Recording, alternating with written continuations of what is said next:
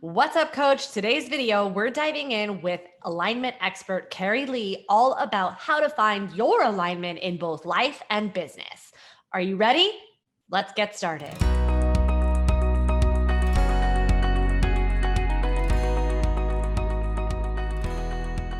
What's up, coach? I am the owner of B Simpson Fitness and the founder of PT Profit Formula and PT Profit Podcast. I'm Beverly Simpson, and welcome to today's video.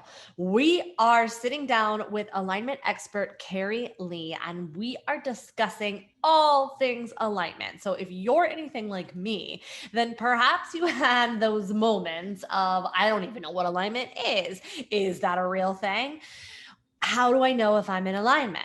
And so if you're asking those questions, then you're going to want to stay till the end of this video. So if you haven't already, hit like, tap subscribe, and tap that bell to be notified when the next latest and greatest video comes up. Now, without further ado, let's roll that interview. Welcome to the show, Cari. I'm so excited to have you. How are you doing? I'm so good, Beverly. I'm so glad we get to do this today. It's just, we've been long overdue for a chat. So thank you so much for having me on here. It's going to be amazing. Yes, I know. We're really going to dive into some awesome things today, which I'm super pumped about. But, it's just been really great to connect because I've known Cari now from really, it's hard to believe it because I just interviewed Jill for my podcast. Yeah. I met Cari through Jill's mastermind, and internet years can feel like decades. Absolutely. I think because we just kind of like open up right from the beginning and like we know everybody's deepest, darkest things and how like what we need to do. I don't know. Maybe that's what it is for me. I don't know. I don't know about everyone else. It's like, because it's only been, every time I think about where I started, and I always bring it back to Jill because that's kind of where I started. I think it was 4 years ago, 3 years ago, maybe. And it feels like lifetimes ago. Yeah. I mean, how much has internet business changed since we first started? Right? It's completely different. Completely. I think it's, principles transcend, and yet it's still a different space. And so I think it's good. It keeps it fun and exciting. Agreed. 100%. So let's go ahead and just dive right in. Can you just share with us a little bit about who you are, who you serve, and how you got there? Sure. Well, Beverly, when I first met you, I was still coaching fitness and more towards like burnout. And that was because as a personal trainer, I burnt out. I mean, I'm sure there's some personal trainers listening. And, those long 12, 15-hour days, you work before people go to work and after people go to work. And I just wanted to be the best coach ever, right? And so I gave my all. I was a gymnast. That's just, if my coach tells me to do something, I'm going to do everything for, we're like really like super going to do it the best we can. And so I did what I thought was my best and really just ignored my own self-care in that process and just burnt out, which meant I couldn't coach anybody anymore. And so I started looking around, and I'm from Singapore. So this happened in Singapore, which is like, it looks like New York City, it's like a small little island country, and like people are always moving left and right and going, doing all the things and busy, busy, busy. And this burnout, I mean, the hormonal issues, the inability to lift anymore. I had to stop lifting for like 6 months just to get my body back right because it was just broken down so much. The weight gained, all that stuff. And I looked around and I thought, you know what? A lot of the ladies that we are coaching in the gym are struggling with the same thing, but we're all approaching everything the same way. And that's kind of hurting them more than helping them. And that's when my online business started. And it was a lot of like alignment in the body type work. Obviously, over the years, you tend to evolve as a coach. And so your coaching shifts and evolves with you. And now it's become about and I like identity alignment. So who am I? And also like what I call mission alignment, which might be like, what is your purpose? What should you do with your career? What direction does that look like? Who are you? What is your role here? So it's just evolved to that. And it's become really, really fun just breaking down alignment for people and helping them find that space and watching the ease that comes with it. I can't wait that we're going to alignment specifically. So what are you still working in the fitness space now? Very little. So I'm handing off, I have my own coaches who I've trained myself who are starting to take over like that fitness coaching type of thing. It was not where I was most needed now. So now I'm really coaching the coaches to help with that issue, which has been really fun. Some of them came up through my program too. So it's like really cool to see them pass the torch. That's great. Yeah. So now you primarily serve coaches and help them build businesses online. Yeah, and even just people who already have the business part built, but there's that something missing. Mm. So I work with, I think we know a lot of high achievers, right? So a lot of us are high achievers and we high achieve a certain way. And then we get there and we find out like, actually, this is not even what I wanted. Or why am I not getting the feelings I was told I would get? And so I work a lot with high achievers who get stuck right there as well. And what we do is we figure out what's missing. And I that changes everything. love that. I love that. So there's two things that I really want to dive into that you talked about. Sure. You talked about alignment specifically, and this is what you help with. And so I know for me, I kept hearing that word, right? I kept hearing like, you need to get into alignment, just be in alignment. And I remember thinking, what does that even mean? I mean, I am in alignment. This is what I want, right? And I started working with, and I've mentioned this on the podcast. I started working with Jim Fortin and Brandon Lucero specifically talking about alignment in this way. And they were like, are you in alignment? I'd be like, yes, I'm in alignment. So I laugh now because I recognize, I had a huge shift for me so that when I actually did get into alignment, it was like water just like started flowing. Nothing was hard anymore. It was just a very different experience. So I'm curious your perspective and your take on what specifically is alignment and how do you know when you're in it? Yeah, I mean, you described a lot of it right there. There's that ease, there's that flow, like there's a different kind of resistance. I think you know what I'm talking about, where there's like two different kinds of resistance. There's the resistance where like, oh, this is so hard to do and I have to push so hard just to get somewhere, and that looks like dieting. If you want to bring it back to the body alignment, that looks like forcing your body to diet in a way that it's not supposed to, right? And that makes results really hard to come by. Those hard results, once you get them, if you go off track from this so-called alignment, which to me is an alignment, then what happens? You kind of rebound, right? So that's like alignment in the body that's not happening. Alignment in the body that is a lot easier is actually learning how to work with your body, right? So we use hormones, we use our energy, how are we sleeping, how are we moving, what do we feel like in our body? Because I think Beverly, me and you both agree that like our external world is just an extension of our internal world, right? Yeah, so this is for people who are willing to bring the work internal and actually do the real work with the root issues so that their external world shifts. So when that shifts, it looks like a lot of ease. It's a different kind of resistance, more like are you ready to go to the next level resistance? Does that make sense? Like it's this fear that you step into. It's the one that takes the courage, the one that, you understand you don't have control on what's on the other side, but you're just going to kind of surrender to it and go with it just because there's this feeling that that's what you're supposed to be doing and you're going to go for it anyways, even without the understanding. To me, that's what alignment starts to look like when you let go and you let things come to you. Mm-hmm. So that's the base level of alignment. I can go break it down into more if you want me to. Like, you want me to go into it? Yes, please. Okay, so I mentioned three versions of alignment. We start with the body, then the identity, then mission.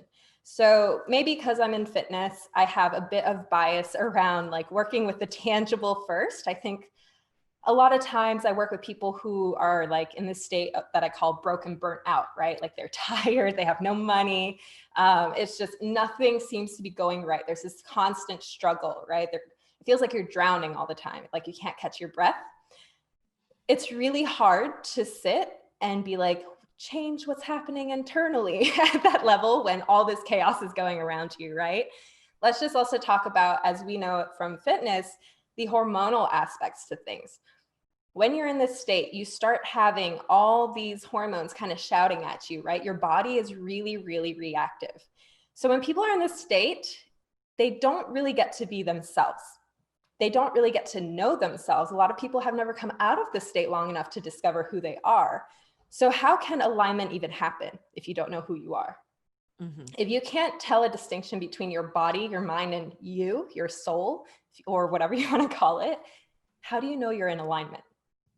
It's really hard. You have hormones screaming at you. You have your mind doing whatever it wants, telling you everything to do to survive. Does that make sense? Like, you've got all the signals coming in. You can't tell what is yours, or if you're religious, what is God or what is spirit? Like, how do you determine what voice is what? So this is what we do. I like to start with the body. Okay, which if some of your health coaches, you've done a lot of this work probably, so great. And we quieten the body. We work with the body. Let's make the body less reactive so that we can actually start to hear what the mind is, what the soul is. Does that make sense? So we quiet the hormones, and then we get to actually dig deep into who we are. So next, what happens is the mind might start to become really, really loud because the body's quiet.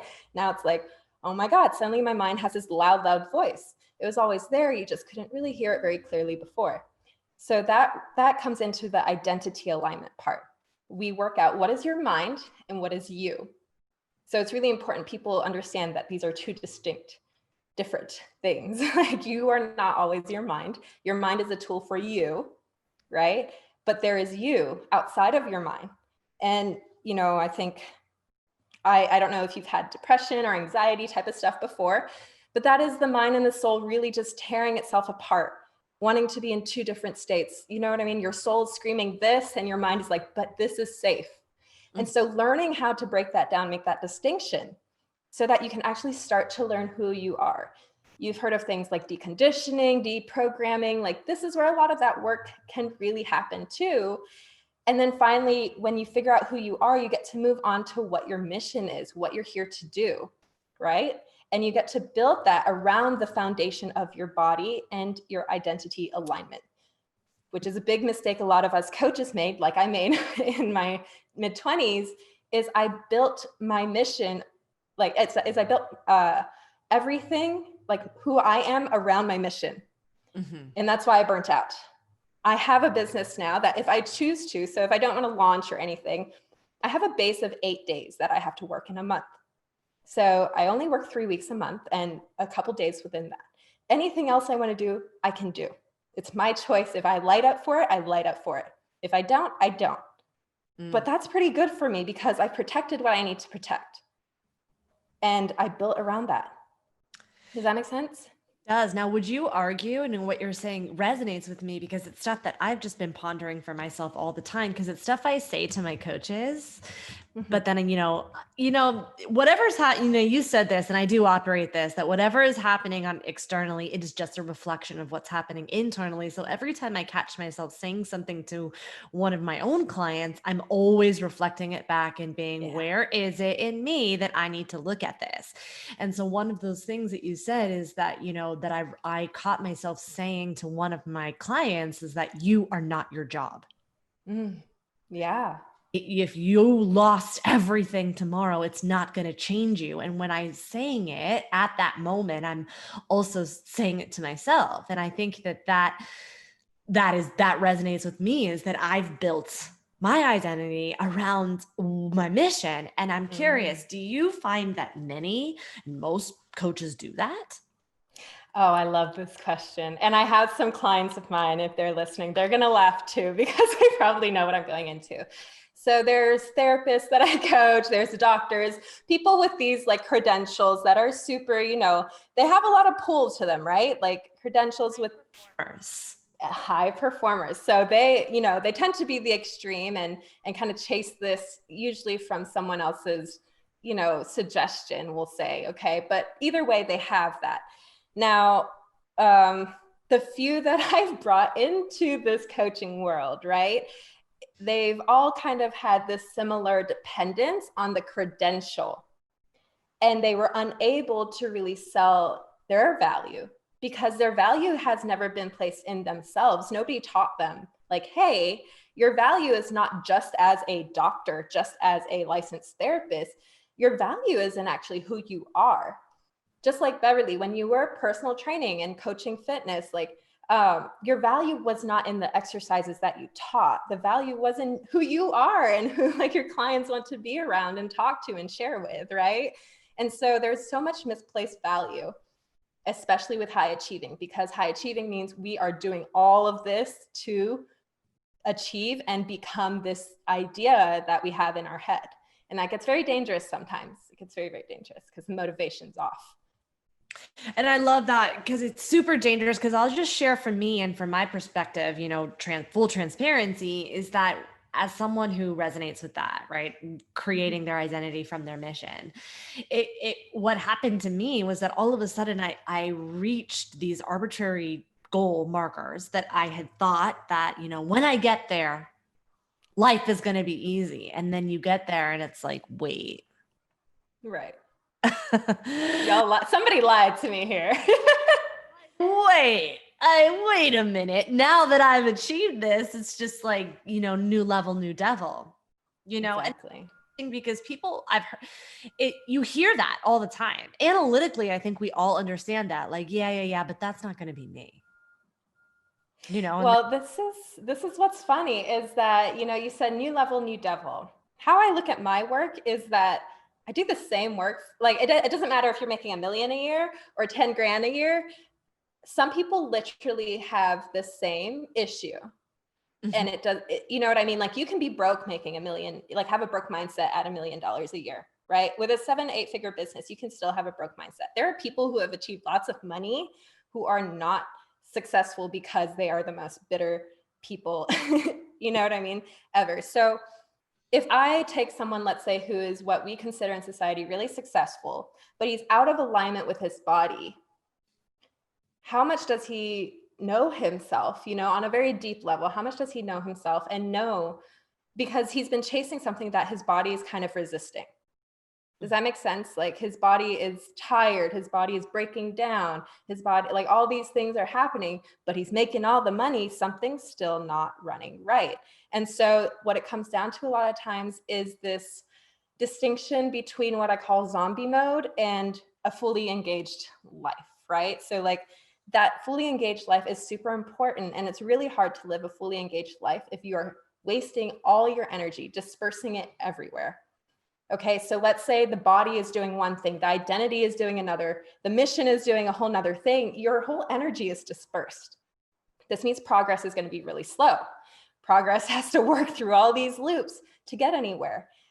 But if you are aligned, your body, your identity, your mission, you start to create this like laser of energy where your focus is fully here and you get to be exactly who you need to be without having to meet expectations of anybody else and wasting energy on that, right? Without having to build something else that you don't even want to build. Imagine all your identity, your body, who you are, focused on your mission. That is powerful stuff. That's alignment to me. And that kind of progress is what brings the like quantum leaps. You've been hearing about quantum leaps everywhere. That's how you do it. You align your energy and it becomes just this strong laser. So would you say that all three of these pillars of alignment need to work synergistically together in order to achieve quantum leaps? I would say it depends where you are. If you've never been in alignment, right? So let's say I meet a 26-year-old girl who's just kind of been chasing everything her society told her to chase, and she suddenly just aligns with her body. That might provide a quantum leap in itself. If someone comes to me like who has had their business for a while, who works out, they just don't know who they are, you know what I mean? Like just that little shift could make a quantum leap, So it's hard to say. It's like a diet plan. Everyone's is going to be a little different. It just really depends on where you are right now and what needs shifted, how much away from you've become. That's what helps.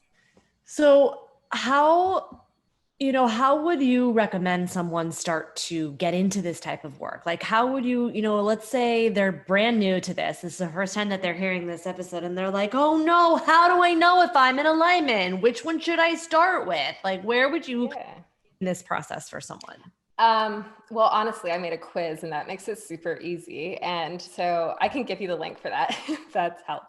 That up in the show notes for sure. Cool. So that quiz gives you a really good idea just on the body level, which your body and identity is that foundational level that you have to figure out before you figure out why you're here to do what you do, right? And so in that quiz, it's going to break you down into 4 different levels, and it's drowning, treading water, swimming, and running. Drowning and treading water, these are what we call kind of like the survival stages. This is either you're in full burnout, on the way in, or maybe you're coming out. But I talk about how to find that body alignment at each level. We want to get you up to the thriving stages, which are swimming and running. So I use this is the first thing I give all my clients because I want to know where they're at. I want to know where their external world is at. And this quiz just really breaks it down and makes it easy for me. And I'm like, okay, if people are testing into survival, there's a lot of reactivity going on, right? So if you ask them to, let's say they have to take a leap in this direction, like, hey, go hire Beverly, go join her program. You know what I mean? And they're like, oh, but I need to make money first, or, no, I can't do that yet. It's reactive because in their head, if they know, hey, I need to have a coaching business, this is the help I need, and it's placed right in front of them. Their fear comes in, the mind, that's reactive. The body is like, oh no, right? And they're like, no, I'm not ready for that yet. But as a coach, Beverly, I'm sure you know, hey, this is kind of the leap you have to take if you want to do this thing, right? And so being able to identify when your mind is keeping you small and your soul is shouting like, hey, this is the direction I'm going to. I know I think I went off on a tangent from your question, but. So we're talking about like, how do you know, like, how do you determine whether, you know, are like, what if, and this kind of just led into another question is that, let's say, and you kind of talked about it, is that like, let's say your soul is out of alignment, right? And you're having, you're having like a fear signal come up. Like, is it gonna, if you're out of alignment in one thing, is it going to manifest, in the body, or how is it going to manifest? Like, how can we? I mean, so I believe it. There are people that might say otherwise and stuff, but I believe it manifests in the body. It's happened a lot for me and just the clients that I work with. So the clients who end up more burnt out, the people who work with me, they tend to be really caring and like sensitive people. They're a lot of the time empathic as well. Like I'm quite an empath, and so tapping in is just something I had to learn, not to take on everyone's shit, And so, so it's hard. Ask me your question one more time. How do you want me to tie this up? How do you does it manifest? Okay. Yeah. If your soul is screaming at you, how are you going to, if you're not in tune to that, is it going to manifest in the body? Yeah. So in the body, absolutely. I mean, talk about the hormonal disruptions that people come to me with, and what happens is, like, let's say they come to me with, all this weight they've suddenly gained and all of that.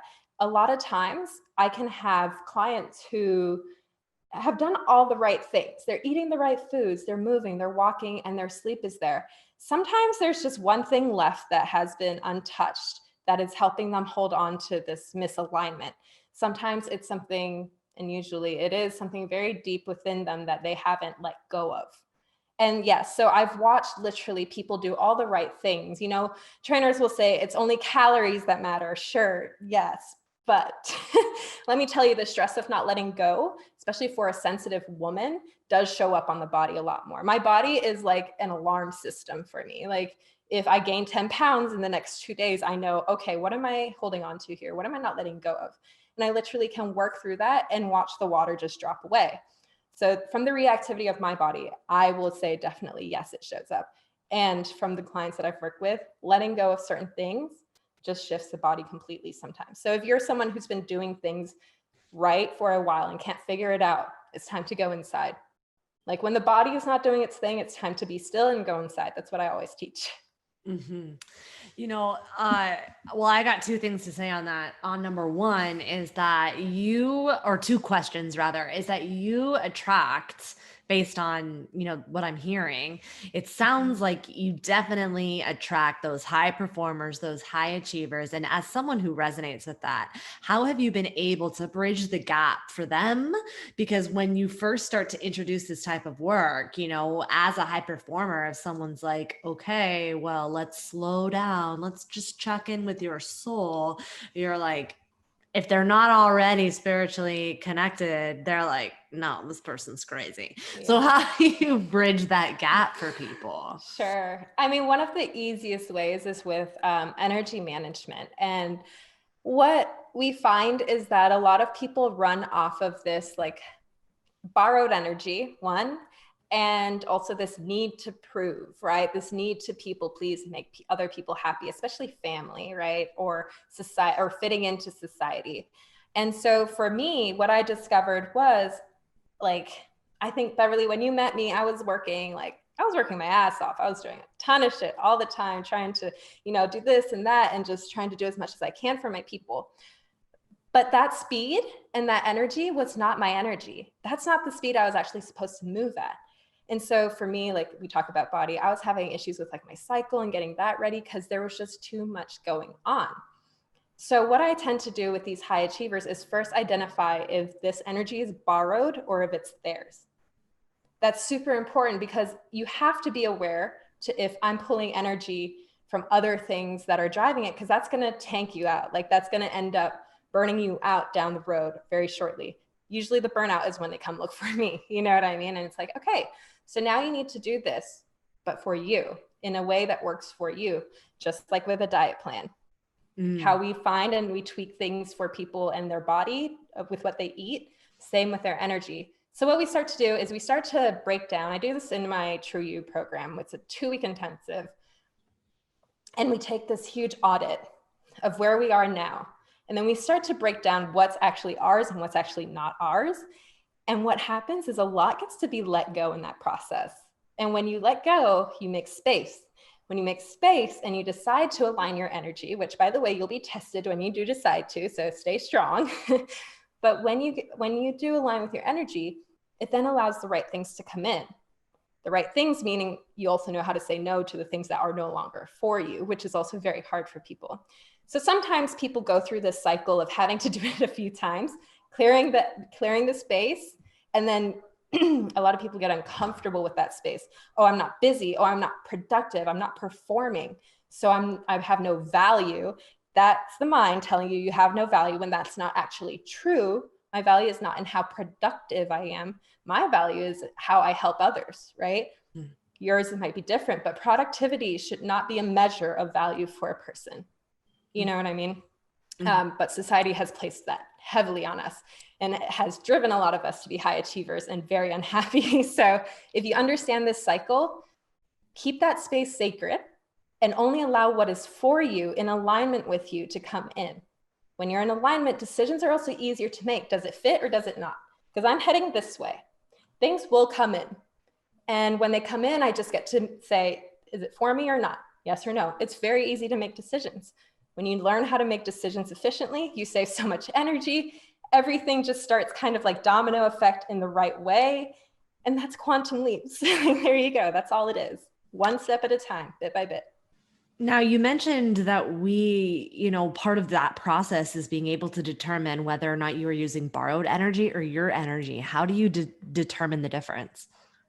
Oh, this has been really, really fun to just experiment with. Like, I can share with you a bit of my experiment. So, me in the gym all the time, like that's how you used to know me. A lot of that was a need to prove and to be a certain way for others. So intention and energy can be very similar to me. My intention creates energy. Does that make sense? Yes. And so just because the intention has been, I am doing this for everybody else, and now I've ended up in this spot, I have overused that energy. I've tanked my system out. It has depleted my system. That's an obvious sign that I've been running on someone else's fuel for a while now, to me. So one, being in that state of burnout, like if you guys take the life alignment quiz and you test into the treading water or the drowning stage, you're probably running off of borrowed energy for now. Mm-hmm. How you shift that is you start to learn when your energy lights up. How many things have we done every day that we don't even want to do? That's a lot of energy wasted. You know what I mean? And I'm not saying don't be responsible for yourself, but I think some of the things that we feel responsible for a lot of times have nothing to do with us. Mm-hmm. You know, and not saying don't be responsible for others or anything like that, but if you can't even handle yourself, we all know this as a coach, how are you going to help somebody else? So you got to pick and choose what's for you and what's not for you. And a lot of us won't stay in our lane and let other people, this is important. As a coach, like you have the thing you're good at. If you won't stay in this lane, you're taking away the opportunity for other people who actually are really good at these other things to do what's best for other people. Hope that makes sense. Yeah, no, and we've actually talked a lot about this on the podcast, is that when you can have a network of people, it actually makes you more powerful as a coach, because your job is not to solve everybody's problems. Your job is to help people expand, essentially. And when you can be a resource or a one-stop shop, essentially, not because you're going to fix it all, but you have the network of people to assist your client, that actually makes you more valuable, not less. Exactly. Yeah. Like I don't want to coach workouts anymore, Beverly. I've done it for 10 years. I'm done. Like I did gymnastics 5 years before that. I don't want to do that. And so if I force myself to show up to coach these workouts that I really don't want to do anymore, who loses? Everybody, the people who paid for the program and me and my business. So I love it that now I get to empower somebody else to do it, get excited for it, who's excited to help coach people. And now everybody wins. Like I don't have to do it. They enjoy their job and the clients are like, ooh, she's great, you know? So it just helps when you stay in your lane. I think that's powerful too, because I know for me, like as I was experimenting and going, figuring out what alignment meant for me, was that I kept coming up. I kept getting signs that this is what I'm supposed to do. This is what I was supposed to do. And I kept ignoring them. And the only reason why I was ignoring it is because I had this arbitrary belief of what I deemed, based on, where it came from, who's to say, but I had believed that I needed to achieve a certain amount of things before I can move into what was lit me up, essentially, which is it's absolutely false. Some of my best gymnastics coaches that I've had never did a flip in their life, but they're really good at teaching people how to flip. You know what I mean? Now, I'm not saying like people should never have real life application and, should probably know a little about what they're coaching, but like, don't let everyone else's factors determine what you are and your value. You know what I mean? Like that's really for you to decide, and nobody else knows you as well as you know you. Mm-hmm. So yeah. And just letting all that go helps so much. And also something that you said though, that kind of, I hadn't thought of it in this way before, was that you're talking about, when you create your value or decide that your value is based on some type of mission, I think that often leads to doing work that you don't really want to do or need to do, because you've somehow associated your value and your worth to doing that stuff. Yeah, that is really important for sales calls. Mission is, my clients, they're always like, okay, like sales call strategy. How do I close them? How do I this? My number one policy is honesty. Like if you're so sure about your mission and how you can help, then honesty is going to be the only thing you ever need. Like if I get on the phone with someone who is literally like struggling with money, but they're burnt out, and I know that this program is going to be the thing that breaks that cycle for them, I'm going to make sure I take a chance on them. I'm going to fight for them to understand why the investment is important. And I don't care what they think about me, because I am on my mission. You know what I mean? Like, okay, here's the thing. I'm going to fight hard for you because I don't know who's going to fight for you next time. I don't know when the next time you're going to get on the phone with a coach who really knows what's going on is going to help you get out of this cycle. I know I have the ability. I know you're saying maybe you don't have the money, but I'm saying right now it's more important than the money, because you either, are preemptive about this or you end up in the hospital the way you're going. I know that very clearly about my program. I know what I do. I know the value, and I don't have a problem telling people, hey, you actually really need this. because the way you're heading is not working. But because my mission is so strong, I don't give a shit if I piss someone else on the other end of the phone off for fighting for them. Mm-hmm. I don't know the next person who's going to fight for them. Does that make sense? I just don't know. I'm not going to leave it up to chance. I'm going to sleep better at night. So even if they just have, not saying I enjoy getting reactions out of people that aren't fun, but like, I know I did all I could. Yeah. For my mission. And that's all that matters to me. Right. Well, people fight for their limitations all the time. Absolutely. Oh, they do. It's so comfortable. Yeah, for sure. For sure. So, when you say someone, would you say that people usually come to you because they already have an understanding of, needing to be in alignment, or how is it that, or do they come to you and be like, I'm just hot mess express and I don't know why?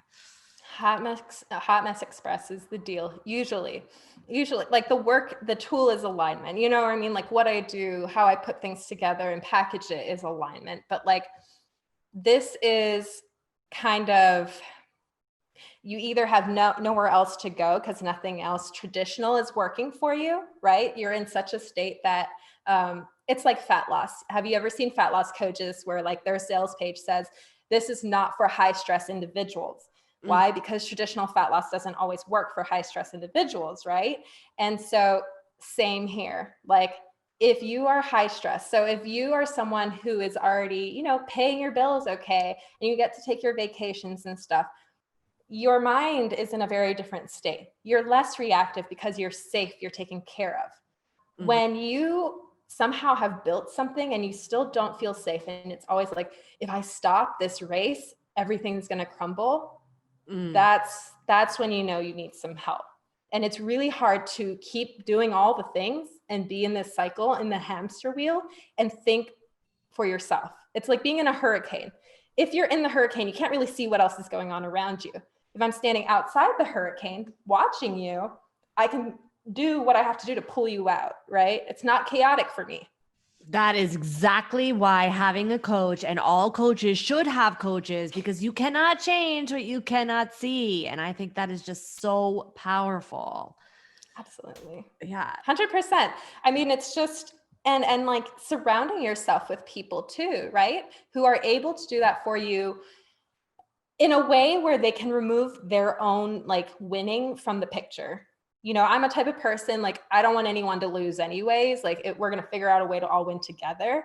But like, I have an amazing group of people around me where if I need their insight on my life, I can trust their insight on my life. Not many people have that, which is, a coach could be that for you. That's super, super important to have at least one person in your life. So you're saying about my clients, most of them are the top of their circle, meaning they're the one person reaching down, pulling everybody up. Nobody is above them, pulling them up too. And that's dangerous. That's not how humans are supposed to operate. We should be a collective of some sort on some level. You're your individual. Your individualism allows others to be individual as well, their unique self. And that itself creates a beautiful collective. If you can see like this big picture, you can create it with yourself and it just starts to expand. I love that. So I have two questions. Always. That's right. And this, I'm curious, that person, because I do resonate with that. I have I used to live by that, like, oh, it's lonely at the top, which is just bullshit. That sense of like, you can't, you have to just be the the pillar, and no one's allowed to help you. It's like a sign of weakness, which actually took me a long time to get over that. But I know that that's not true now. So my question is, for someone like me, or if they're anything like me, they're going to reach that threshold of like, oh no, I've got here and I still feel awful. Like, what are some of the things that you do with that person to help them kind of break down walls? Yeah. I mean, the most important thing is the pause.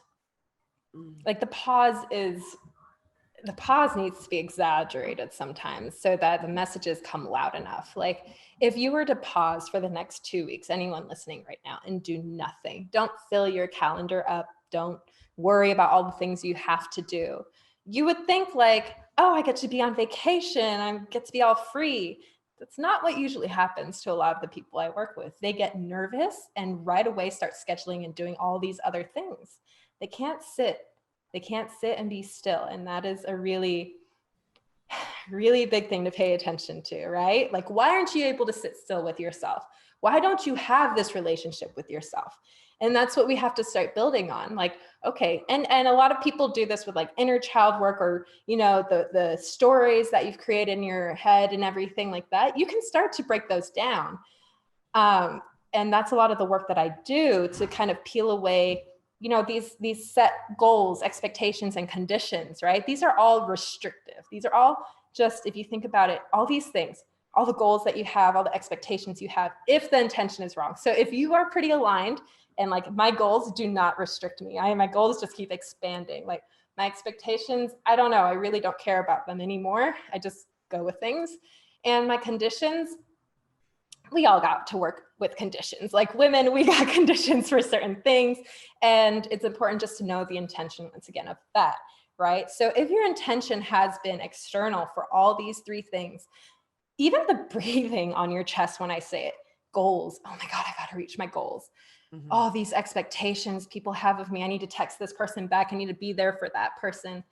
Man, the conditions. Why is my boyfriend not doing what I'm telling him to do? You know, why is my client doing XYZ instead? It just, like, my chest starts to tighten. It's constrictive. So we have to break free of those. Those are our limitations that we're setting on ourselves. And so it goes from this very constricted world to this world of possibilities. That's all I introduce, is this world of possibilities. And it's not a material thing. Can it expand into a material thing? Absolutely. But it's really an internal freedom that you get. And when you have that internal freedom and you hit the top, you're not alone and rich and unhappy and bitter, because you actually enjoyed every step of the way there. And you realize there's no top, there's no destination. You get fully engaged into your work in the moment, in the now. And it doesn't matter whether you close the client or not. Are you doing your mission or not? That's all you care about. And when you're there, you don't fail. There's no failing. That's powerful. Yeah. You know, and which leads to the second part of my question, which is, you know, because as you were saying it, you know, already my brain, you know, tries to protect you. Yeah, but Cari, I've got kids. I can't stance, blah, blah, blah, right? But really, which is what's really happening, which is leading me to my second question is, and since you work with a lot of high performers, I'm sure this comes up, but it is challenging to quiet that brain, to get absolutely pause. Like, in fact, I don't think I can tell you I've ever achieved a moment where my brain has been empty. Yeah, well, it's not designed to do that, is it? Like, it's honestly just there to, like, your heart is not designed to stop while you're living, you know, like your organs are supposed to keep going.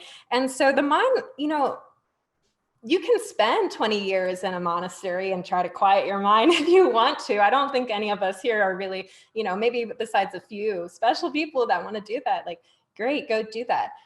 You don't have to quiet the mind all the time. You just have to not engage in it.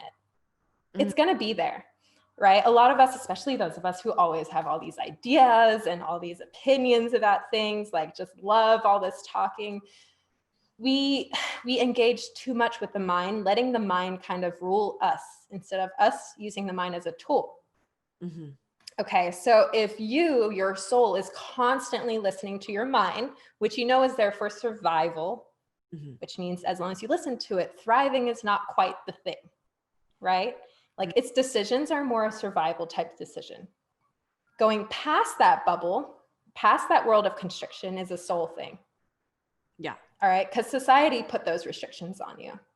You're meeting them with the mind. The mind's like, okay, if I get outcasted, I might not survive, right? So let's fit in this bubble, this box, and be happy, make everyone happy. But that limits you. It's not a very fulfilling life when you live that way. And so the soul allows you to break through that. But you have to put the mind in its place. So you use the mind. The mind does not use you. The mind does not determine you. But you have to make that distinction. How you make that distinction is, the awareness. Why do you brush your teeth the way you do in the morning? Why do you do your hair the way you do? Like, why did you get this haircut? Why don't you do makeup? Why do you do makeup? Why do you dress like this? Right? So some of my clients, they dress like real big and baggy, like my fitness clients, they dress real big and baggy to hide everything. But the thing is that nobody really asked them to do that. That was something they decided to do on their own, simply because people did voice their opinion about them. But you have to take ownership of that decision that you made so that you can change the decision. So something simple like that. Okay, screw it. I'm going to show off my curves. Wow, the confidence suddenly comes. The magnetism suddenly comes. And it's all because you did the opposite of what people were kind of telling you to do. So you have to understand this distinction, and you can start with all the little things. Why do you make your coffee this way? Why do you do that way? And see if anything that you do is not actually what you want and decided to do. That is so interesting. I never thought of it like that before. It can start real simple, just slowly, bit by bit, and you start to learn things about yourself. And like I said, that external world is just an amplification. So what you start seeing is all these switches that happen in your external world because you're actually getting to know who you are. So I'd say work on removing all the things first. And then when you're clear, you get to start to add in. That's it. That is so good. And I love that. I love what you said about, it's not always about just trying to make the brain and the mind to be quiet. It's about making it work for you as opposed to, against you, or not against you, but ruled, like you're ruled by it. Yeah. So that awareness practice helps with that too, because it keeps your mind busy. So here you are doing all these things, but also discovering a little bit about yourself. And sometimes, for me, meditation, I'm not one of those like sit and meditate type people. I am a very active meditation. Like my workouts become very meditative. If I have to think something through or clear my mind, I'm washing the dishes and doing it. You know what I mean? Just fully being in the moment of washing dishes, feeling the water over the plates, folding clothes, feeling how the clothes feel. Being focused on that moment is meditative to me. And I do it multiple times a day if I want to. Yeah. Without stopping. You know what I mean? But it is a practice. So it's not engaging with the mind, knowing what it's saying. And then you start to understand why it's saying it. And when you understand that, you can empathize with the mind, right? Which makes you more kind and more gracious to yourself. And that just lets even more go. So much energy is being wasted. Yeah, that's so true and so good. Well, okay, I really want to be mindful of your time. So we're definitely going to link that quiz because hello, I want to take it. I want to know what I'm doing. So we're definitely going to link that quiz in the show notes. But for those of my listeners who are, really resonate, they really want to go deeper because I've got a lot of high achievers on this. Yeah, bring it on. Where can I send them? Where's the best place to find you? Yeah, I'm on Instagram a lot. Cari, CARI_LI. So Cari_Lee. That's my handle. Feel free to DM me and then I can kind of guide you in the best way. Like I said, I understand everyone here has kind of got their range of what they need to do first. And I'm sure Beverly, you have fitness coaches who are actually quite good with their body too. So that would be the easiest way if you do want to discuss this stuff. But yeah, that's it. CARI_LI or The Good Curves on Facebook. I love that. Are you still doing the podcast, Good Curves? We are rebranding everything here. So yeah, 2021. Can't wait to see what's going to go down. All right. I have one last final question. It came to me while you were telling us, because we talked a lot about, high performers and working people. Would you say, and I'm curious if you work with anybody who potentially is working on this alignment stuff, but might not necessarily be like a CEO, or they might not be a leader, or they might not even have a job. They could be, at home, or maybe they're a stay-at-home mom. That's their job. Would you say that these alignment principles transcend from not just a leadership position? Absolutely. So people who are already in a leadership position or feel like maybe they should be stepping into one are the best people for me to work with, because I can guide that leadership for you, help you get really clear on that. And so what happens a lot, for example, We have coaches that have come through the body alignment program. So it's a year-long program, and that's where they quiet the body. They make the body less reactive. You can call it a fitness program. It's so much more than that, right? And once they get to that stage, they're like, oh my gosh, like, I love helping people. This is what got me into this mess in the first place, was me always deciding to go help people instead of myself. This is what I want to do. My kids are grown up now. This is what I want to do. And so how you show up for that, how you start that process, I think is really, really important. You know, Jill was my coach too, and that's how we met each other. And there was so much good stuff in there. But one piece for me that I wish I figured out before I got into any business coaching program was who I was, and be really confident about that, so that I understood who I'm trying to help and my mission here.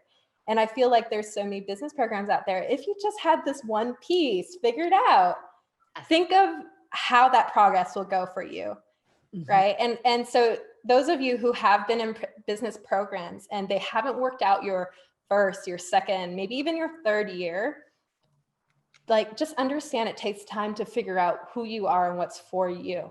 Whether you're doing that in a business program or a fitness program or a spiritual program, it takes time. And so don't be discouraged. You know what I mean? There's nothing wrong with you. You just got to figure that shit out. Like, that's it. I love that. I love that. And that resonates with me too. So that's like a perfect ending to end the amazing podcast. So Cari, thank you so much for joining me. I really appreciate it. Thank you so much, Bev. And when the podcast is up on my end next year, we're going to have to bring you on as well. And that's going to be so much fun. But thank you so much for having me. I love talking about alignment. So I'm going to make sure you have that quiz, and y'all hit me up if you need me. Great. I love it.